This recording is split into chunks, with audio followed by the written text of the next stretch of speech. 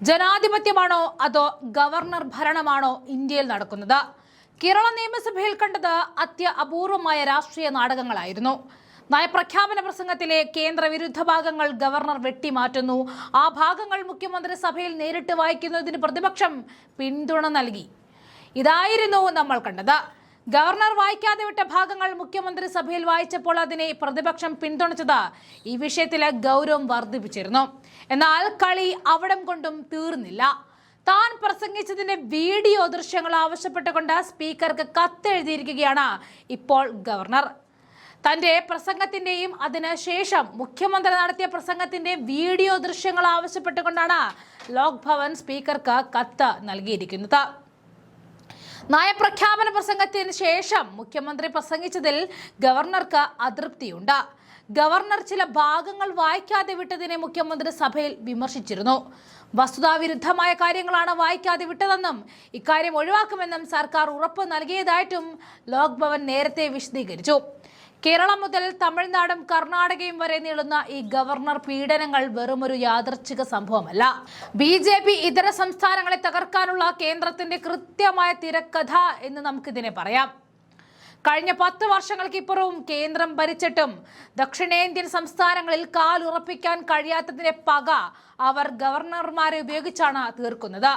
നികുതികൾ വെട്ടിക്കുറച്ചും സാമ്പത്തികമായി ഞെരുക്കിയും സംസ്ഥാനങ്ങളെ പിഴിയുന്നത് കൂടാതെയാണ് ഈ പീഡനമെന്ന് കൂടി ഓർക്കണം. നയപ്രഖ്യാപന പ്രസംഗം എന്നത് ഒരു സർക്കാരിന്റെ നയരേഖയാണ്. അത് വായിക്കാൻ ഭരണഘടനാപരമായ ബാധ്യതയുള്ള ഗവർണർ സെൻസർ ബോർഡിനെ പോലെ പെരുമാറുന്നത് ജനാധിപത്യ വിരുദ്ധം എന്ന് തന്നെ പറയണം.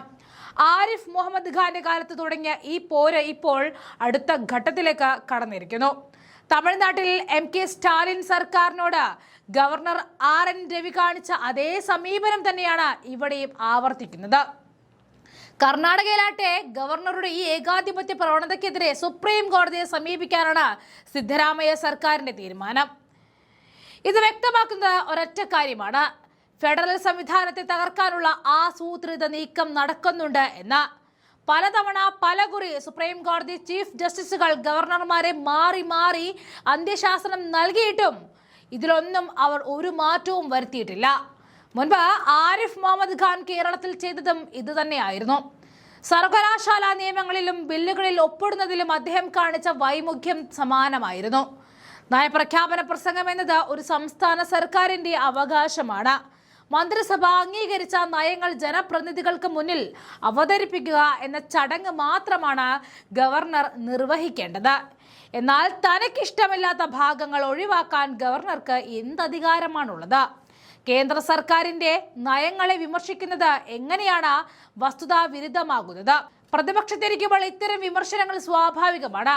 ഇവിടെ ഗവർണർ ഒരു ഭരണഘടനാ പദവിയാണ്, മറിച്ച് കേന്ദ്രത്തിന്റെ ഒരു പൊളിറ്റിക്കൽ ഏജന്റായി മാറുന്ന കാഴ്ചയാണ് നമ്മൾ കണ്ടുകൊണ്ടിരിക്കുന്നത്.